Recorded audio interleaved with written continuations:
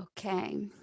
Welcome again, everyone. This is Brooke Rouse from the St. Lawrence County Chamber of Commerce. Thank you all for being here with us today. This is our first business support call while we all work through the COVID-19 pandemic and how that's impacting our businesses. That's going to be the focus of today. There's certainly a number of elements going on in our community, but the focus of today is just going to be on a few things that we want to update you on as it relates to your business.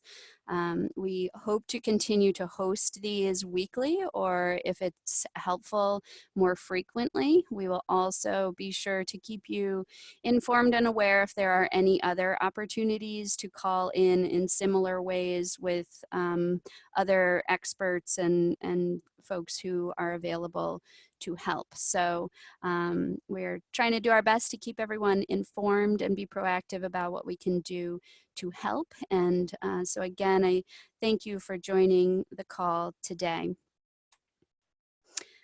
Today is March 18th, 2020. Because this is being recorded, I will mention the date multiple times throughout the presentation so that anyone who does watch the recording is aware that the information presented today is current today. And as we all know, things change by the minute, and we just want to make sure anyone watching the recording knows today is March 18th and it is 10 a.m. Again, for those who have any questions, feel free to type them into the chat. We'll get to them at the end. We will also be following up with a survey opportunity, and you can always get in contact with me at the Chamber. It's Brooke with an E at slcchamber.org, and we will send out an email with this recording as well as contact information of the presenters and links to any relevant websites that are mentioned here. The screen does not have any information. This is all verbal, so we will again follow up with information so that you can get more details as it becomes available. So I want to thank very much Jen McCluskey from the Small Business Development Center at SUNY Canton and Tanya Kreis from Northern Insuring Agency for being available to hop on the call and share what they know today with all of us. And I will introduce them individually, and then I will close up with some things we've been thinking about to help businesses as well.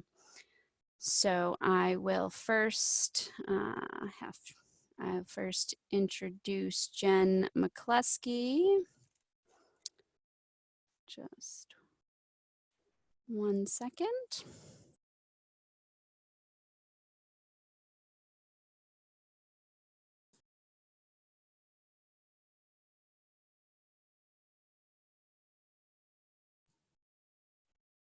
Hello?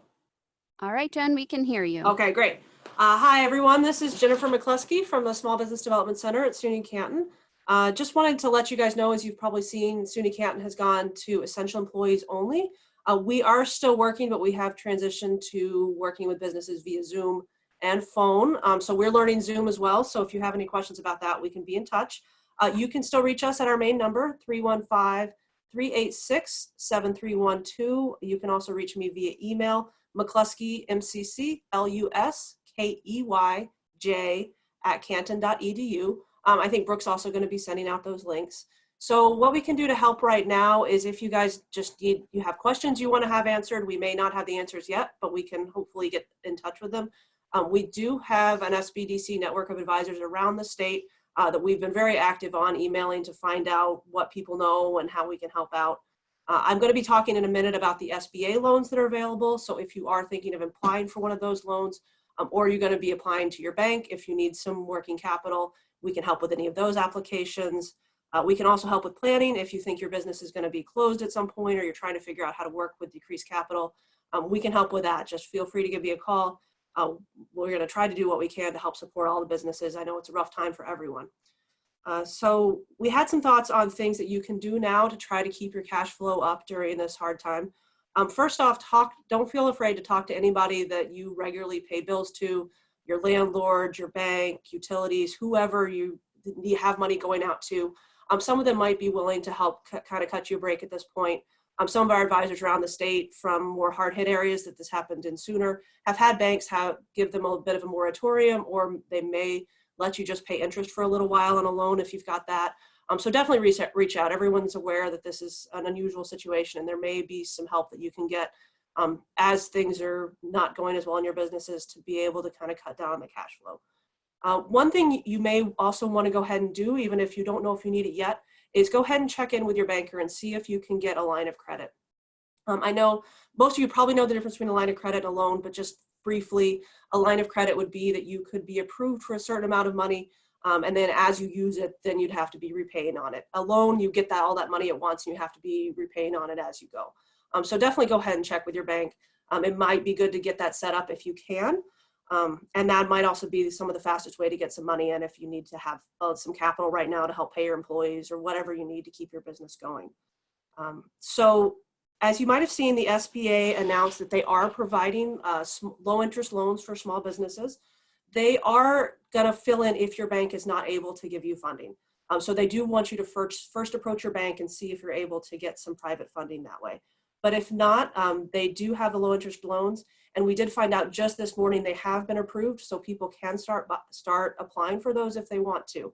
And we are going to be the point people for helping with those applications. So we can talk to you about doing the application. Even though we're working on Zoom, we can screen share and help you fill out those applications. They do have paper versions, but they are also online. And you can apply for up to $25,000 unsecured, meaning you don't have to have any collateral. You can apply for more than that, but you would need to put up some collateral for those loans. So I'm not going to dig into it too deeply, but anyone who has questions or is thinking about applying or thinking they may apply in the future, feel free to get in touch with me and we can talk more one-on-one about what you need to do. One key point I want to say for all the businesses though, make sure you are really documenting how decreased your sales are right now. Because you are, even if you don't think you're going to apply now, you may decide to apply in the future. You are going to need to prove that you have decreased cash flow this year as compared to last year. So there's going to be some records that you'll have to show. So just keep good records. If you use QuickBooks, keep everything entered. If you don't, kind of keep everything logged the best way you can. And we can also talk about some ways to log your businesses.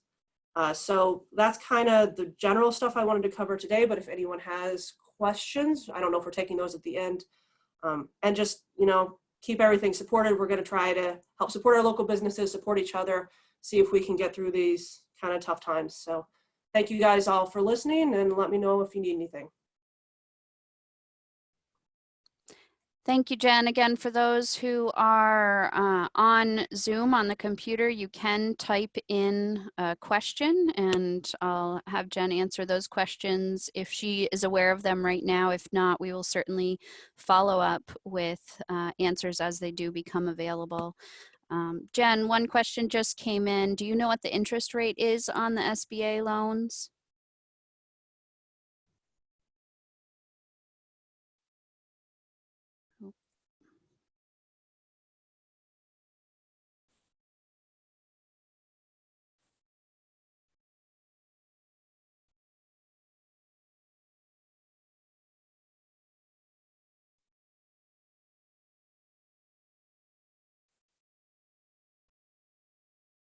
Sorry, I'm having trouble unmuting Jen, but I'll keep working on that. We can come back with that information. Again, we will provide. Am I on now? Oh, you're there. Got me? Yep. Okay, sorry, I didn't hit the button correctly.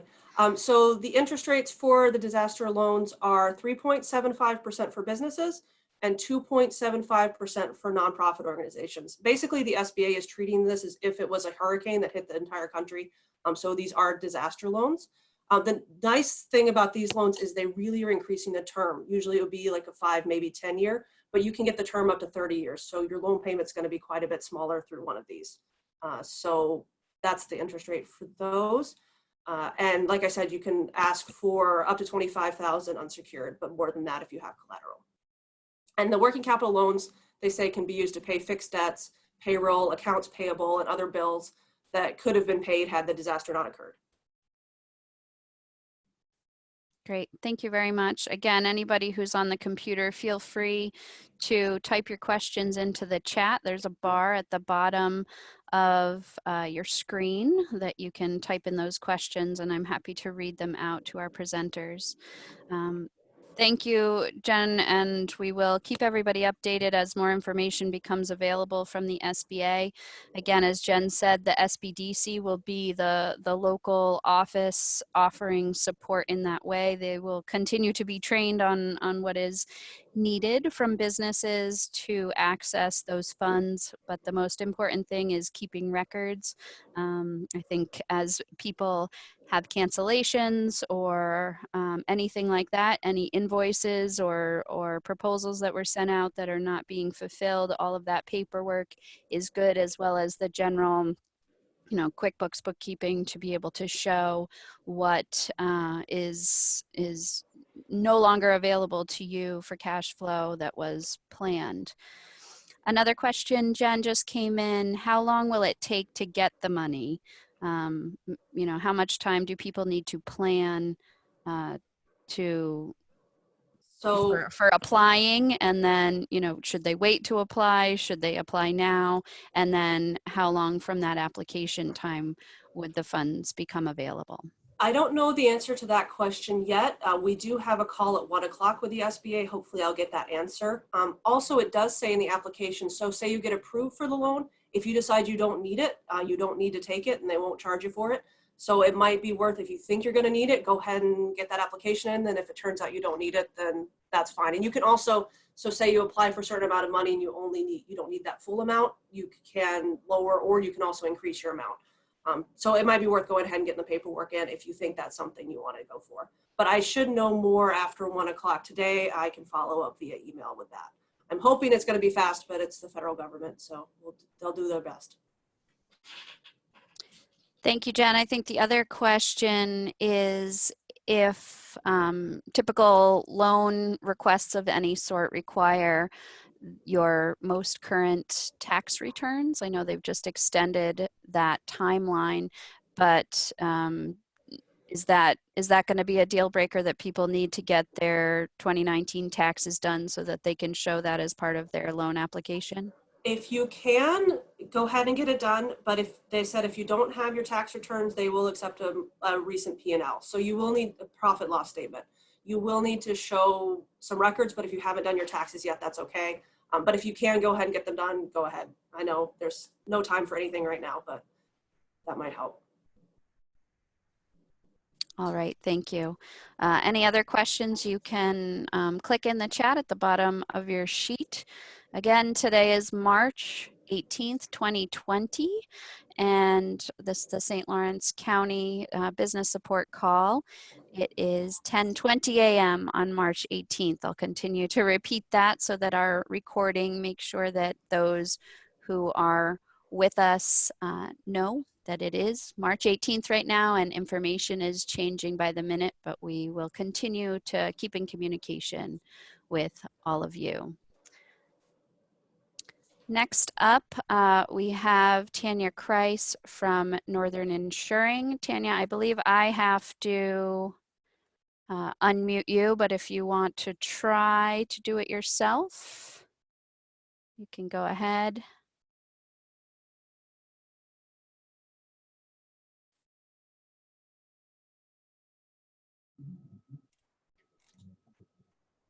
Hello.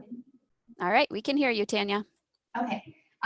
As Brooke said, I am Tanya Price. I work for Northern Insuring Agency. I'm Associate Vice President, and I am in charge of the Life and Employee Benefits Department.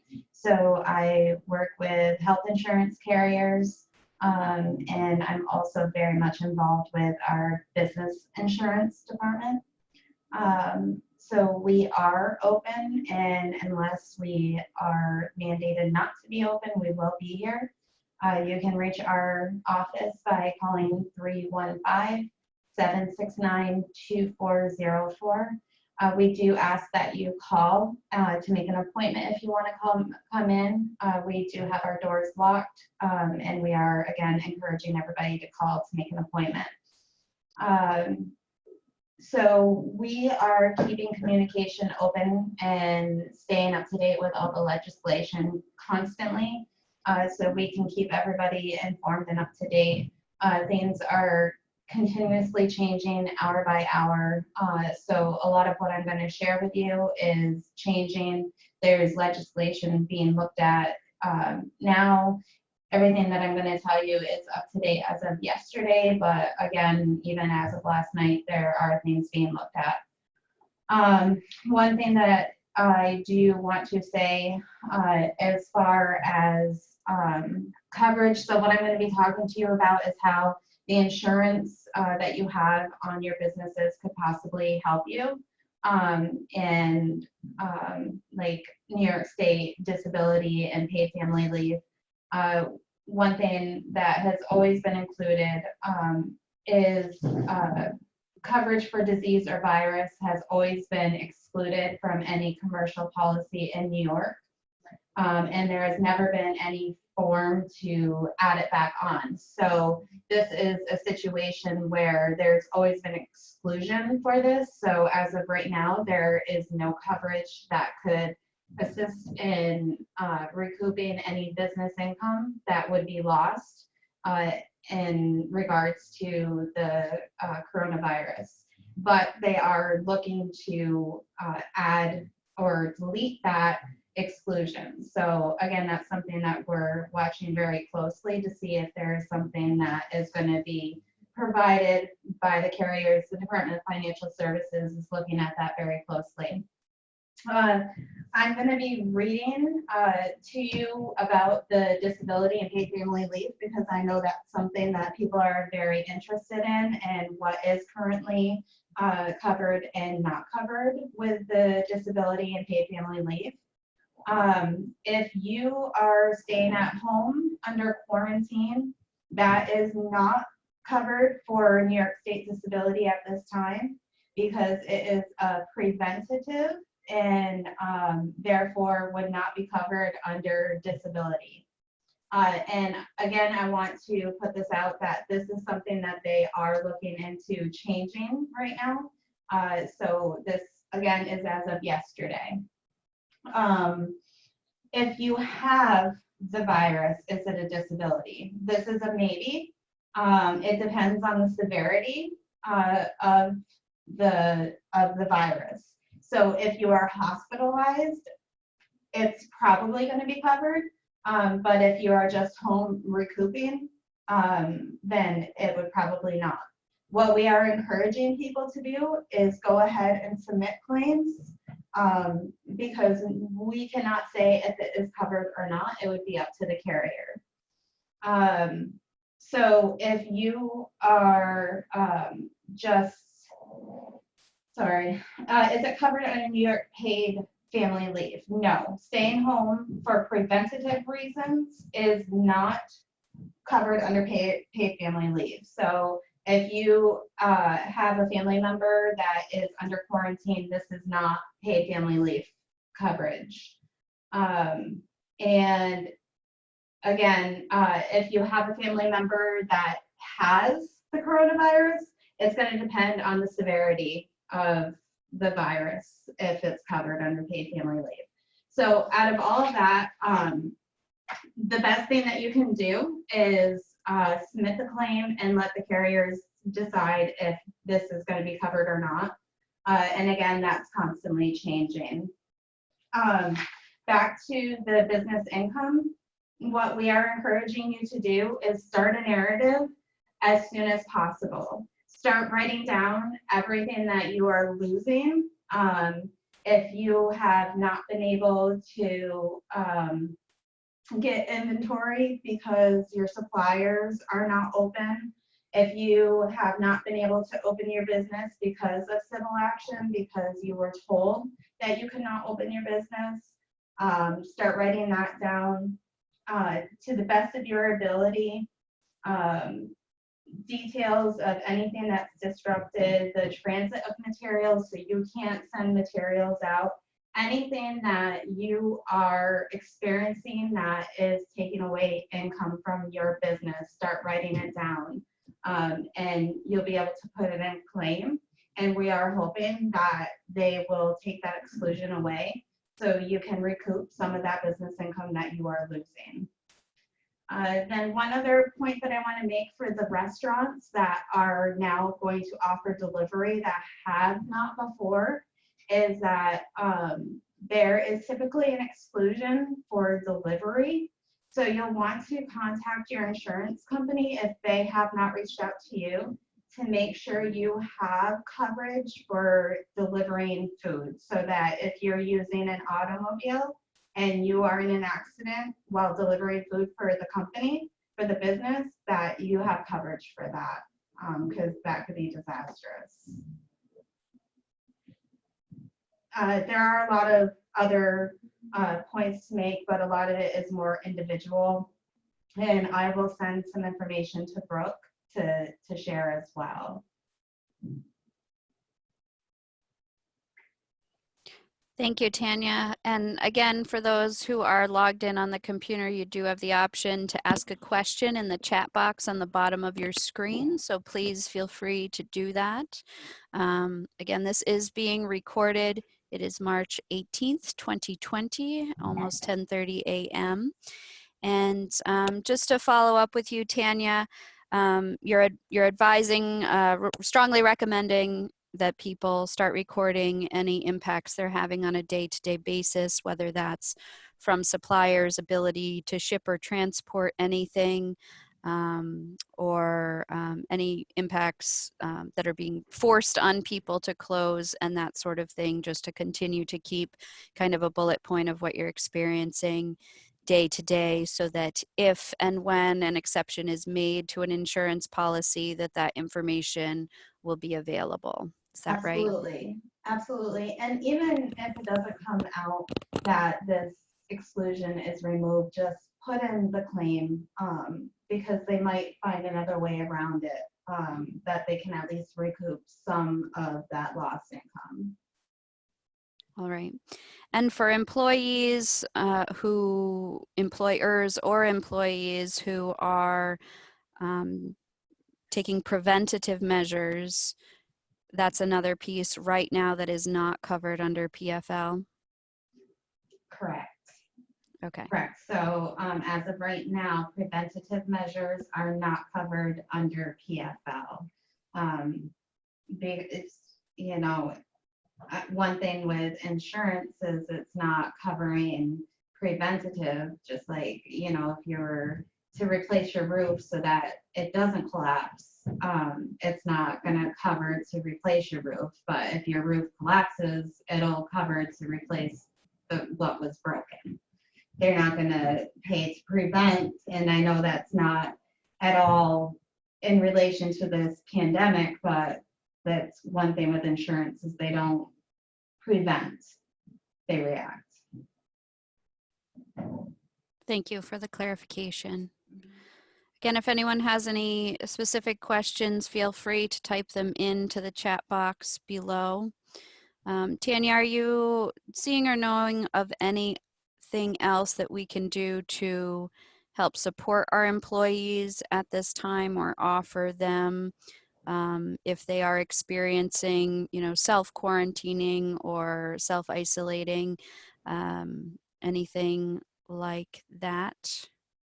Well, one of the things with the legislation that's coming out is that they are looking to provide some paid sick time. However, I'm not sure by the looks of it that is going to be coming from the employer. So unfortunately, that to me looks like that's going to be something else that's going to put the employer behind. And, you know, so that's, you know, another cost to the employer. So I'm looking at that very carefully and seeing if that's going to be something that will be recouped by the employer. So that's where that's at right now. So if an employee is being quarantined, they can still collect some sick time or paid family leave. So I'm watching to see, you know, if it's paid family leave, then that's not going to be quite paid by the employer. But if it's paid sick time, that would be by the employer. Correct. Okay, thank you for that Mhm. clarification.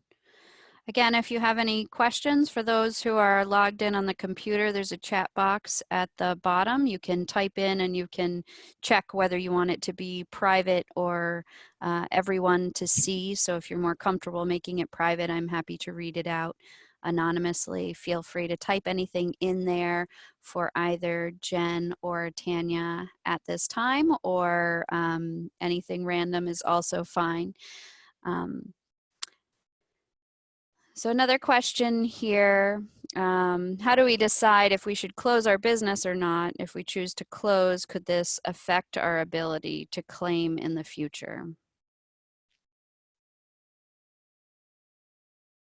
I guess that could be a question for Tanya and or Jen, as it pertains to insurance claims, PFL, or the SBA opportunity. Again, we recognize that this information is still coming out, and so if you don't know at this time, that's fine.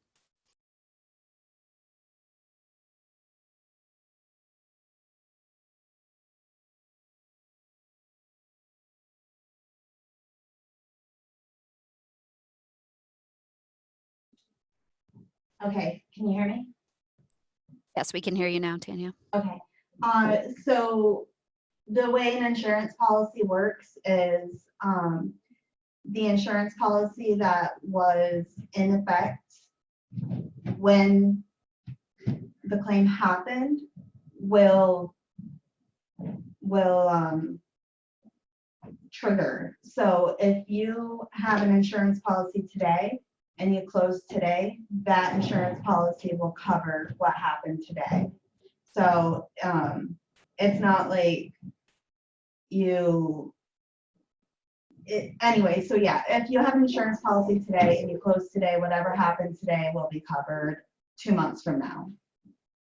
Does that clarify the question? So if they close today, they can put in the claim, but the funds won't be available for 2 months, or the timeline doesn't start until 2 months. No, I'm just using that 2 months as a random number. So they close today, even if they're closed for a year and they want to submit a claim a year from now saying they lost income from this pandemic, they can put a claim in on the insurance policy that's in effect today. Okay. And from my side of things, I'm looking through, but as far as I see, you can apply for the SBA loan whether your business is still open or whether you did have to close. So I don't, as long as you can show a loss, which you'll be able to, it won't matter either way, as far as I know. And even if they decide to reopen, they still lost income because of this pandemic. So Right. they would still be able to put in a claim. And even, 5 months from now, they are booming and doing better than ever. They still lost income because of this for Right. these 3 months or 3 weeks or whatever. They still lost income. They can still put in a claim. Yes, just providing that documentation. So you can ask at any time. The SBA is encouraging businesses to go ahead and submit as soon as they can. Yeah. Just to, because they said most of the delays are from paperwork, not all being in. So they want to make sure everybody gets everything in so that they can start processing. Great. And I would also say, there's going to be an increase in claims. So do understand and be patient in the process, because it's going to be a process, and all the carriers are going to have a lot of claims coming in. So it'll take longer to process than normal. And to jump back, if you are thinking about the SBA loan, again, to remind you, they do require that you've approached a bank first. So make sure your first step is talking to your banker. If you are able to get funding from your bank, I think it likely will be a little bit faster. So that might be a good choice to go ahead and start having that conversation too. And someone just had a question for clarification. So if you choose to close your business, so currently some business have been required to close or only provide takeout delivery, for example. But if you choose to close your business versus being mandated to close, is there a difference in whether or not you can put in a claim based on whether you're being mandated or whether you choose to close? There's not a difference. I would still document everything and as to why it closed, whether it's because you felt that it was for the safety of yourself and for your employees. If it was because you were losing more income, it was more economical to close than to stay open. You know, civil authority is just one reason. Obviously, civil authority, you have no option but to close, but because of the best interest of your employees or yourself or the lost income, those are all reasons to close, and you have the choice to close. You can still put in that claim. Okay, thank you. Another question is, again, from the employer standpoint, that's really what we're hearing a lot of kind of concerns about. I think a lot of it stems from the fact that our employees are kind of become family over time, and we're all trying to help each other out in this situation, but it puts a lot of strain on businesses to keep their employees on while having a reduced income, but wanting to take care of those folks and wanting to make sure that the business continues, so that those employees will have continued employment over the next several months. So this question is, if you were to lay off your employees, would they be eligible for certain benefits versus keeping them on and potentially not having the opportunity to claim disability or other resources? Is there a difference in how that's handled? And again, that's maybe a leading question that's not appropriate. But if you can clarify a little bit what those different scenarios would be. I don't know. I don't know all the details yet, but I do know that they have waived the 7-day requirement for unemployment benefits. So people who apply for unemployment benefits will be getting them faster than they have in the past. Another thing with the unemployment and the Department of Labor is they're doing everything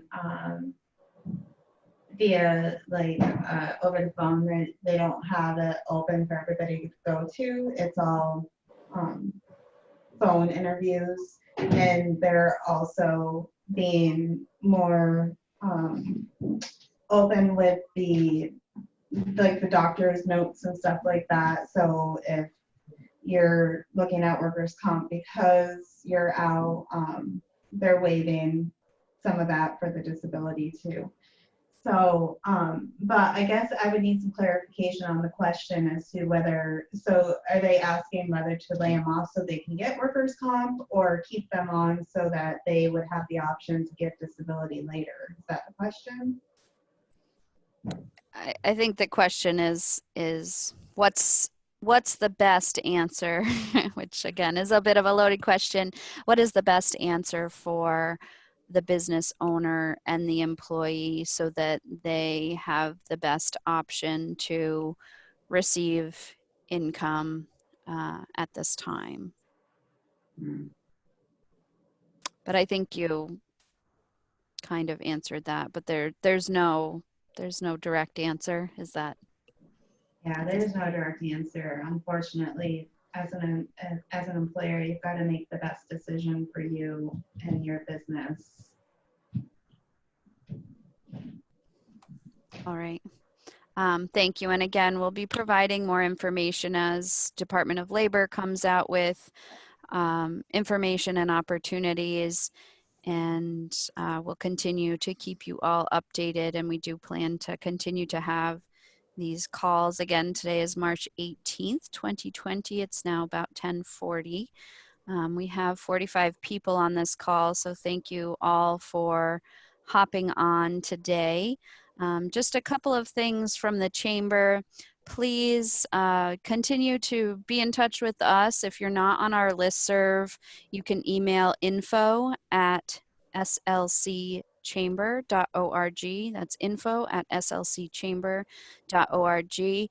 We are trying to be on top of communicating with you as various mandates are released, and we'll continue to do so, and we'll try to keep it brief and to the information provided, but you may receive more communication from us to help you. There's a lot of information out there, and some things are in preliminary stage, they're being proposed, or there are surveys going around or petitions going around, but that does not mean that those have been passed and approved. So we will try to always communicate with you once things are confirmed, and as soon as possible once things are confirmed on a local, a state, and a federal level. So if you do want to be added to that email, just shoot an email to info@slcchamber.org, and we will get you on our list to continue communication. I'm just looking through the questions, and again, for those who are on the computer, feel free to type in any questions. We have a question about if there's any information on whether sales tax and bed tax deadlines will be extended.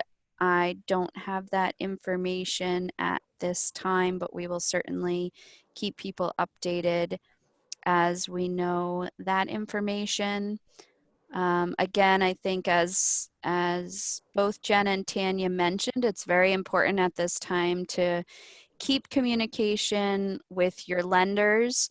I think banks and kind of independent lenders are very willing to be flexible with repayment schedules. And so it's just very important to be in touch with them and make that request. And I think there's some flexibility there. Likewise, if you have vendors, suppliers, anything like that, just communication is the best thing. Not only does it give people a heads up, but it also helps you to have that documentation. If you're communicating by email, that sort of thing, you can store those as part of your narrative, as both Tanya and Jen mentioned, to be able to prove disruption in your business. So it's very, very important. I would just like to say, from the county chamber perspective, I know there are a lot of ideas going around on what we all can do at this time. Certainly supporting each other however we can and just checking in is important, both to business and to all of our mental health as well. I think, again, on the line of communication, it's important to keep your customers updated. If you are switching hours, if you are switching the way that you're delivering your product or service, keep them updated on your website, on Facebook. You can even make updates to your Google listing. And if you have an email list, to also let people know what you're doing. If you're, restaurant or not, every business right now can be thinking creatively about how it might be possible to still provide services that people need. And it may require pickup or drop off if you're offering some sort of service. It may require online ordering with curbside pickup. It may require you to set up a better system on your website, or be more in tune with your Facebook messages, or however you're communicating with customers, so that if they do want to continue shopping or or using your service, that they know you're open, they know what you have available. And it's also very important to people right now that you're communicating what you're doing at your own business to keep customers safe and employees safe. And I think that that really helps customers and the community at this time. So again, communication is the name of the game. If you ever want to bounce ideas about offering various things, certainly look to your fellow business owners. Feel free to give us a call and we can bounce ideas off with you as well. Now is the time to be creative, that is for sure, but we also recognize the reality of this situation and the impact on businesses. Just to throw something in there, if you are making change, this is Jennifer McCluskey. If you are making changes in your website, just make sure it's really easy for people to get to where they need to go. I was checking some of the links that Brooks, with the website links for the restaurants that Brooks set up, which is a great idea. Some of them didn't actually go to a menu. They went to a main site, so the customers had to work their way through. So if you want some feedback on making your website user-friendly, I can help with that. We have some marketing people on the talk as well. Just customers are kind of scared and nervous. Anything we can do to make it easy for them to be able to still buy from us is something we should make sure we work on well, and we can help you with that. That's great, and it's a good point. I know some people have brought the information to their homepage. You know, if you typically offer XYZ, and right now, really product Z or service Z is what you think is the only safe thing or available thing right now. Try to push that option for people. If you do have gift cards or merchandise or ways that those who are continuing to work and do have an income and want to support businesses, if they have the opportunity to support you and you clearly communicate how they can do that, I think people are interested in that. Along those lines, we are finding that all of our Facebook feeds are getting filled with coronavirus information overload, and as that is filling the feed, business posts are not making it to people's feeds. So as business owners working together, if you see a business post, if you share it on your personal page or on your business page, it has a greater chance of making it to other people's feed and keep people informed. So those are very small things you can do to help better market your business right now and help your fellow business owners at the same time. If you have any other questions at this time, feel free to include it in the chat below. We can answer that. I'm just checking the questions. We have a few coming in. While you're checking that, Brooke, this is Tanya. I want to share what we decided to do as a company. We have a few offices, and what we're doing across the board is we're all doing every Thursday. We're going to order from a local restaurant. Everybody in the whole company will order from a local restaurant to have delivered or picked up, just as a means of supporting our local restaurants as well. So I thought that was something neat and we could share. That's great, Tanya. It does make a big difference, and I think for that takeout piece, I've been telling everyone, if you're planning to take out, call with as much notice. You know, even if you're planning on it tomorrow for lunch, call today, because businesses are having to make decisions, as you all know, minute by minute. And if you know you've got 30 orders for lunch tomorrow, you might make sure you're there tomorrow. But if there's nobody coming in the door and the phone's not ringing, you might have to make other decisions. So if you are planning, if you're working takeout into your schedule, call as soon as you make that decision, even if it's hours or days before, so that they can plan for that. And if you, another thing I think I mentioned, if you have the ability to order or purchase online and people can do that, that's good. I'm gonna allow, Nicole Willett here has her hand up, so I'm gonna let her speak for a minute.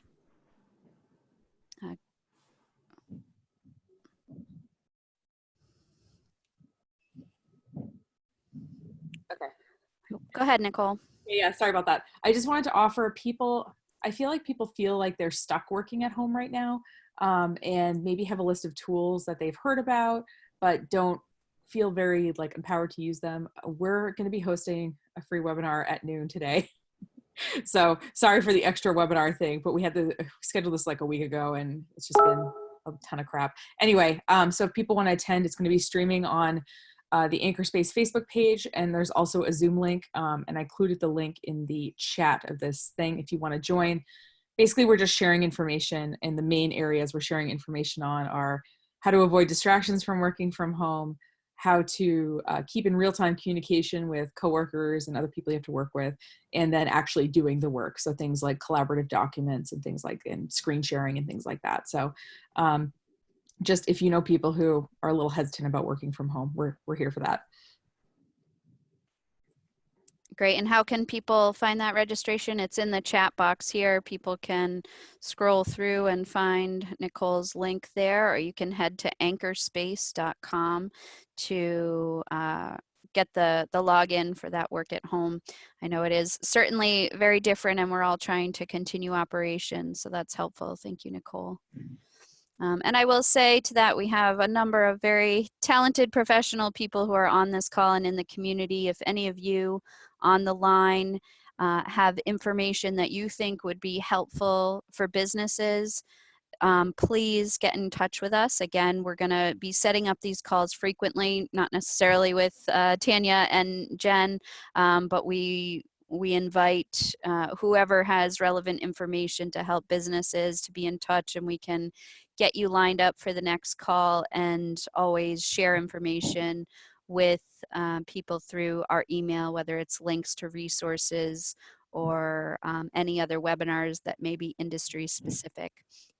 So please reach out. You can email me at brooke@slcchamber.org, or you can keep it simple at info@slcchamber.org, and we will line you up. There is a survey we have going around. It's been circulated through the email and on Facebook. It's a 2-question survey. If you can continue to fill that out over time as concerns come up, that helps us kind of streamline what the greatest concerns are, helps us to advocate with our elected officials and anyone else who is available to support. There is conversation in all of these areas to make a better situation for everybody. There's conversation with local loan entities, banks and private, about what can be done on a local basis as well. So we're all working, but ideas or suggestions are welcome, and you can put that into that survey, as well as what your current concerns are, is very helpful in feeding us information that's relevant to you. So we are gonna wrap up here, and just so you know, we have a website on visitstlc.com. You can go to the Live and Work tab, and there's a page for COVID-19. We'll try to keep all direct links updated there. And you can also check out, we have a takeout page, visit stlc.com/take-out, and we're trying to keep that updated with the restaurants that are still open and offering that option. Again, do what you can to support each other. Keep your customers in tune with what you're doing and how you're doing, and we'll all keep moving forward together. Just one other comment, we have a village trustee from Canton who just mentioned that keeping in touch with your local municipality as well, if you have any ideas on how they can help, just let them know. People are trying to do their best, but they don't always know what the greatest needs are, or what's helpful or not helpful. So thank you again, everybody. Keep your chins up and have a great day, and try to get outside and enjoy some fresh air and sunshine, and do not hesitate to be in touch. Have a great day, everyone. And thank you to Jen McCluskey from the SBDC and Tanya Kreis from Northern Insuring. And again, just in closing, this webinar is being recorded on March 18th, 2020, and it's about 11 a.m. Have a great day, everyone.